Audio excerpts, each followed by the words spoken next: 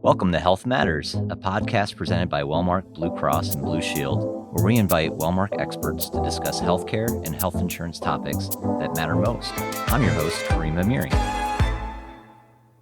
Welcome, everyone. On today's episode, I'm speaking with Jason Humphrey, Wellmark's Vice President, Health Networks and Government Programs, and Morgan Baumert, Network Performance Manager, on a topic that I know many of you have heard, because of differences in application with the industry, may not have a full appreciation for, and that is value-based care and value-based payment models. Jason, Morgan, welcome to Health Matters. Thanks for having us. Appreciate the time. Awesome. Well, to set the stage for our conversation today, let's start at the beginning. Throughout the industry, we hear the terms value-based care and value-based payment pretty often, but they may not always be used the same way.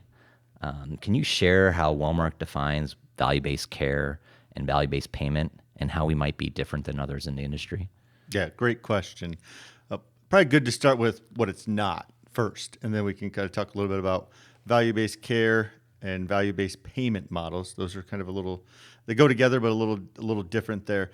What it's not is fee-for-service, and you go to the doctor, they take care of you, and they get paid a rate for whatever service was done. This is really focused around how are we managing an overall total cost of care, focused on quality health outcomes, chronic conditions, not just a point-in-time delivery of care. So when you think about it, overall total cost of care is about affordability. At the end of the day, how are you getting the right care, the right place, the right time, and you're getting managed holistically in the most affordable manner for the care you need across the continuum of care. And ultimately, what we're driving towards was we partner with our providers across the continuum of the network is a stronger patient relationship with their physician, ideally primary care. We know there's nuances as it gets to chronic conditions, but that stronger patient relationship, and you're managed across the healthcare continuum, and it's really focused on you as a patient. And when we think about value-based care, ultimately, Wellmark is working on behalf of our customers and our members to really transform the way healthcare is delivered and looking at it, ultimately in a way that the patients are cared for whatever their needs are across the continuum of care, right? Whether it's, you have a physician and then maybe there's a hospital stay or ambulatory center or something in the outpatient space, longitudinally across the care, that value-based care is around what is going on for you as a patient, our member, right, and the customers, that patient. So there's that longitudinal view. So it's not just a fragmented care that gets delivered and no one's really seeing what is going on from the value-based care perspective of it. And I think we're at the front end of it and working with our providers. We're driving across the spectrum of value-based care all the way up to greater risk reward. We want meaningful risk reward with our providers because they're really then engaged because of what's at risk. All the way up to at some point, we're working a little bit on some capitation. So that value-based payment model is an evolution of stair steps upward from fee for service, and we're highly engaged in it across our markets for our customers at this time. Value-based payment enables value-based care. And value-based payment is really unique ways of paying providers that differentiate themselves from fee-for-service. It can look different. There's different forms that it takes, but I like where Jason started, that what it's not is fee-for-service in perpetuity forever of just paying for services as they come in. It's really differentiating from that, and it is a broad umbrella of ways you can do that. Right. As you mentioned, the fee-for-service model, and you were talking about, we jumped ahead. Can you share a little bit more about the evolution of that model? Yeah, and great question. Most insurers out there, payers, have a model. Every model is a little different and unique to that carrier. And quite frankly, you're adapting to local market dynamics of, where your provider's at on that risk continuum. It's not created equal from coast to coast and into the Midwest of where you're trying to drive towards. So we're looking at it across the healthcare continuum and the spectrum of where providers are at. So everything from, you hear about quality incentives, or you might get paid an incentive for a certain service done or a quality outcome. And then there's shared savings, which is really an upside only thing. We're focused on meaningful risk, right? pretty much all providers that are in our value-based payment model in a meaningful risk relationship. That is unique for us across our 2 states compared to others in the marketplace, but it does vary, quite frankly, by geography, right? Having myself worked from coast to coast and in the Midwest, I've seen a lot of it all the way up into full capitation type of arrangements and worked on those. So for us, though, in Iowa and South Dakota, our customers, right, where we have our value-based payment organizations, they're engaged in meaningful risk-reward models. Each, I would say, insurer out there is trying to drive an evolution in a different way, and it just depends upon their footprint. We have significant amount of customers in our market, so we have a lot of opportunity to try to drive evolution and pilot where we can for our customers, and that's built into what Morgan and I and our teams are working on for how do we drive even greater value, greater risk with our customers. And it's going to be important. We want them to accept, them being the providers, greater financial accountability. And that's an emphasis of our team. I think Jason spoke a lot to the breadth of what we're able to do in our specific markets.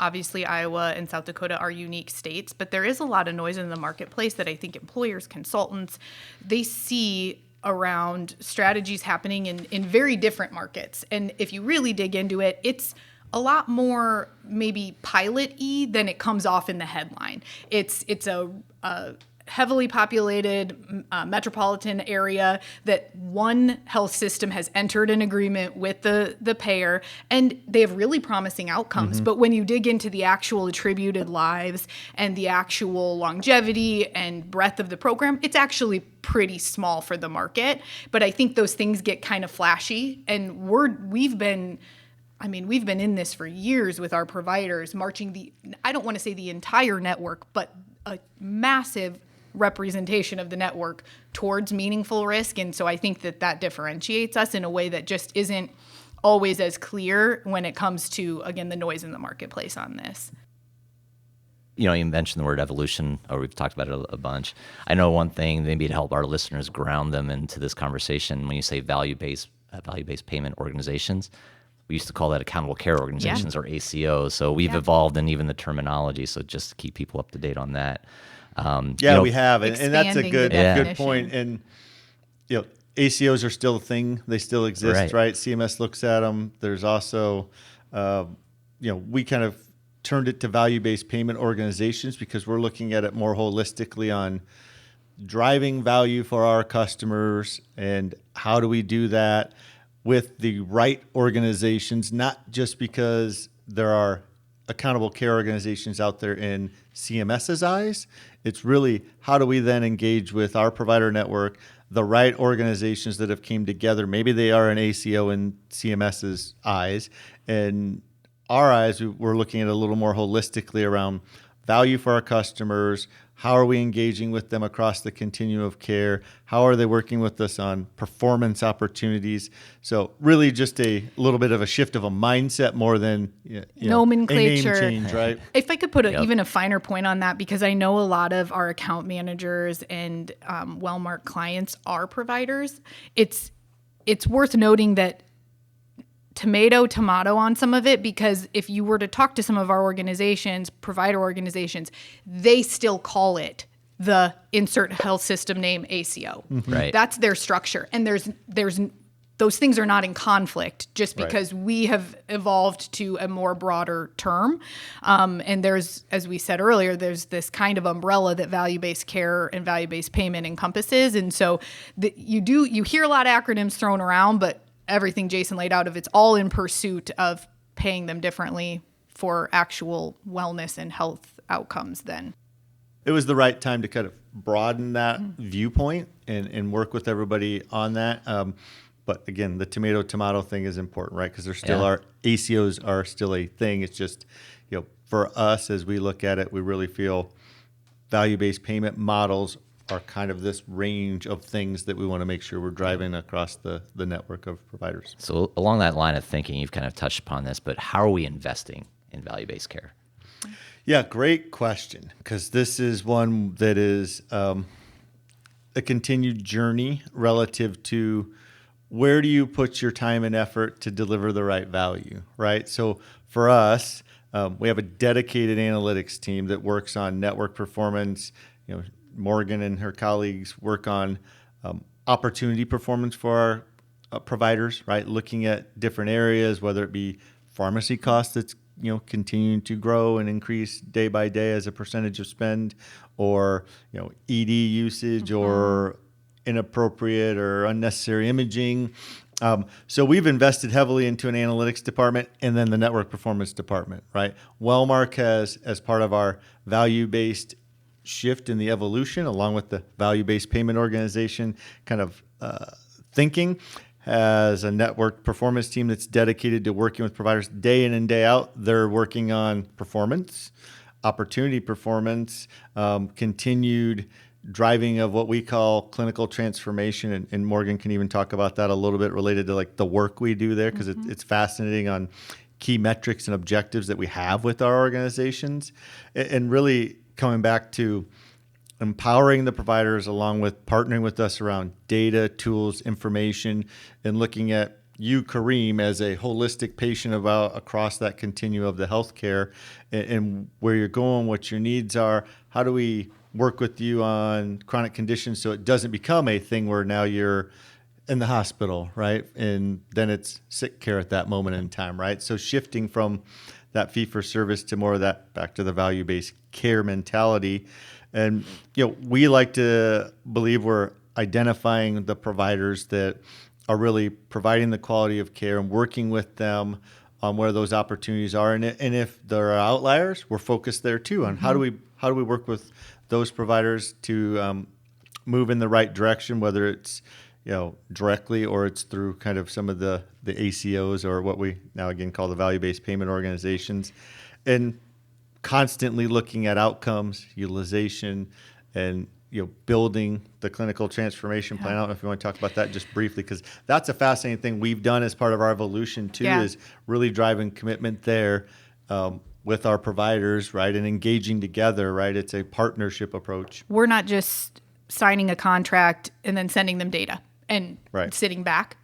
That may have been more of how it worked in the past in this specific organization, and it's how other payers do sometimes, unless they have someone absolutely tanking, and then they're going to bug that provider. But we're very hands-on.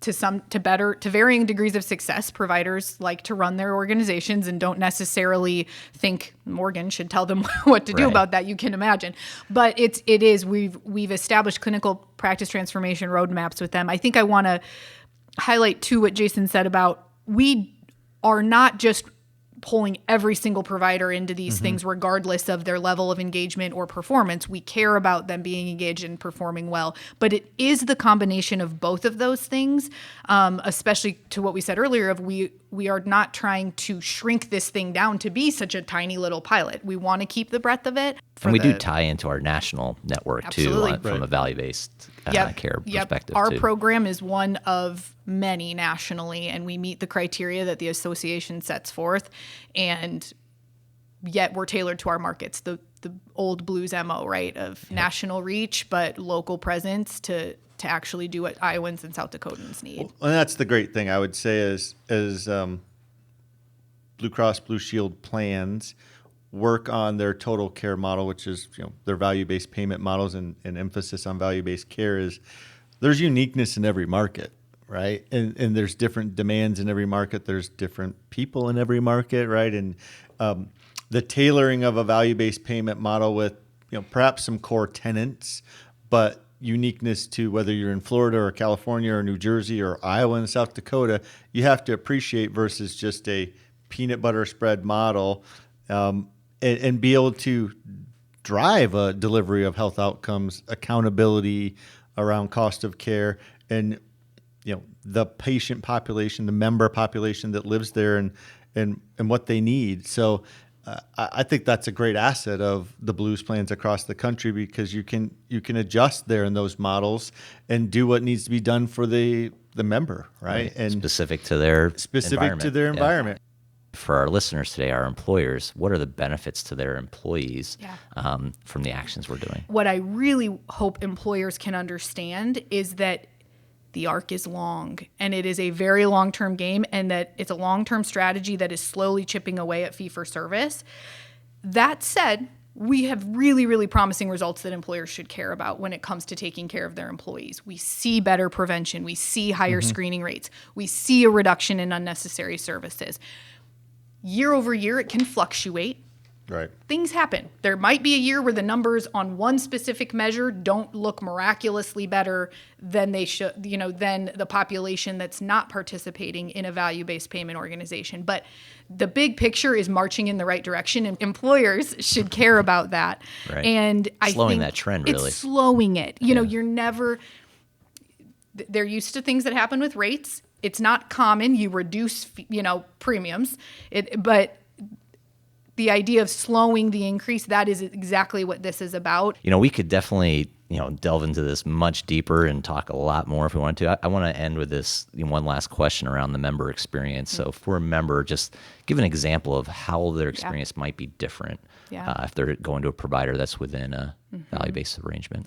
It's a really good question, and it's one we get a lot. And I always like to anchor back to, we really hope that the interaction with the provider isn't that different, because a practitioner takes an oath to take care of the person in front of them, but it's really what surrounds the interaction before and after you're on the table and talking to your provider. I have some great examples out of my work with providers around the pre-visit workup. So a lot of providers, in theory, do pre-visit workups, but again, our data and our goals that we set around them really enable and push for that more. I have one provider who has layered in a medication adherence check before primary care appointments, that they're checking the data, seeing what that looks like, and then front loading the provider to be able to ask about it.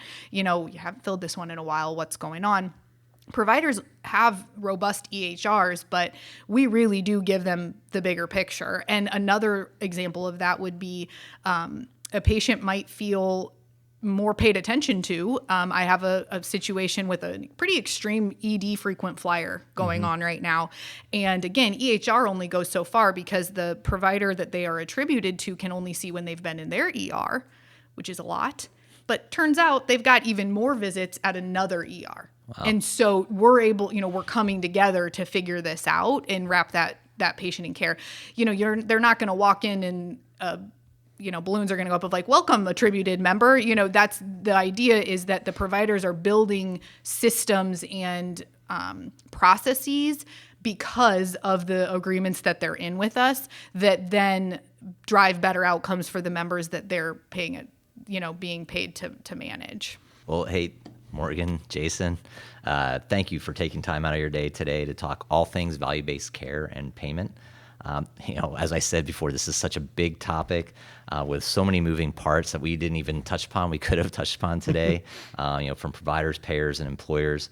Hopefully we can have you back to a future episode. And we'd love that. That more in detail. So if you want to continue the conversation about today's topic, please reach out to your Wellmark representative. And thank you for tuning in to Health Matters, a podcast presented by Wellmark, Blue Cross, and Blue Shield. Take care.